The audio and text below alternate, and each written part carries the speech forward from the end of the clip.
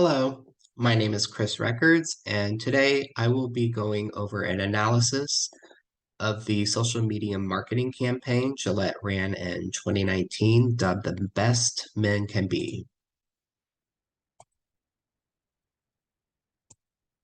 The campaign's goals were pretty straightforward.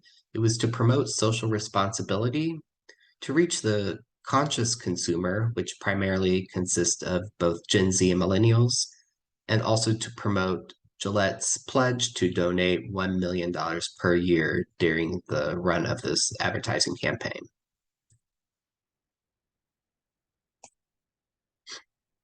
The messaging was intended to shed light on certain longstanding issues amongst males, really focusing on bullying, sexism, sexual misconduct, and toxic masculinity. It also brought awareness to some of the recent social movements at the time, such as hashtag #MeToo. The phrase, "we believe in the best in men," to say the right thing, to act the right way, was their mantra through the campaign, and saying that this was important so that the next generation are watching and we are leading by example to provide them with a solid way to lead their lives in the future. The marketing activation began on January 13th, 2019. The infamous video known as We Believe launched across all of Gillette's social networking sites, primarily within Facebook, YouTube, and Twitter. The official hashtag for the marketing campaign was "The Best Men Can Be," and within the posts across their social networking sites, there was a link to a landing page within Gillette's website that gave more information on the campaign and some statistics, and also offered tools and resources to get involved, and offered a platform for sharing stories and engaging with others. The reaction to the campaign was very strong. It generated a significant amount of controversy, which Procter & Gamble did not expect with this campaign. Within the first week of the video launching, it had received 795 dislikes versus 386,000 likes. A new hashtag boycott Gillette, went up and started getting tweets and being retweeted. Consumer sentiment across all social networking sites were largely negative at 63%, only 8% being positive. And although these are not good numbers one would want to see, it wasn't all that doom and gloom. 61% surveyed after the ad had run did have a positive opinion of the video. And also 56% said they would be more likely to buy Gillette products after having watched that ad.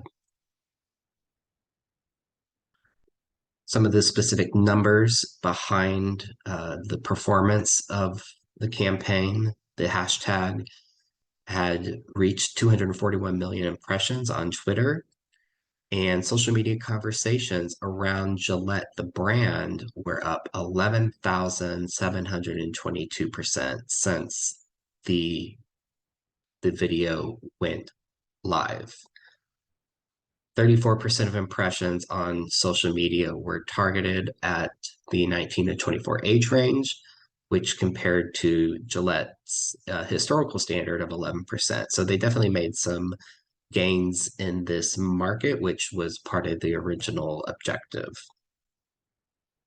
However, overall sentiment had decreased pretty steadily. Before the ad was released, sentiment around Gillette was 62% positive, but 2 days after the ad went live, it had reached 55% negative. So pretty big swing there. So was this a success or a failure? Well, experts have basically deemed this campaign as a failure. What's interesting is that the Gillette marketing executives never considered this campaign as political, but it very much felt political to the public.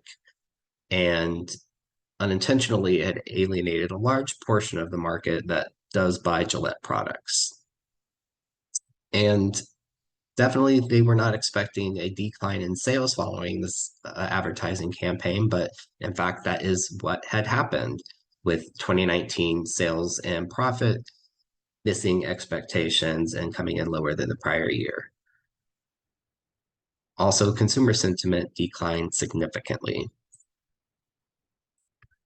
So, what can we learn and take away from what we had experienced in this marketing campaign? First and foremost, you just need to know your target audience and your customer base. That is marketing 101. And although P&G has a good idea who their target audience is, they did not anticipate the repercussions of not being surgical in how they were wording and delivering the message through their social networking sites. Also, it is not a good idea to criticize or cast blame to the customer base of which you're trying to sell your products to. And this was kind of new territory for Gillette.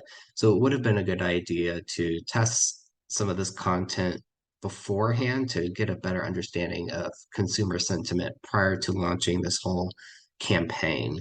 So a focus group, I feel, would have been hugely beneficial in maybe understanding some of the potential shortcomings of this campaign. Hope you've enjoyed watching. Thank you for your time.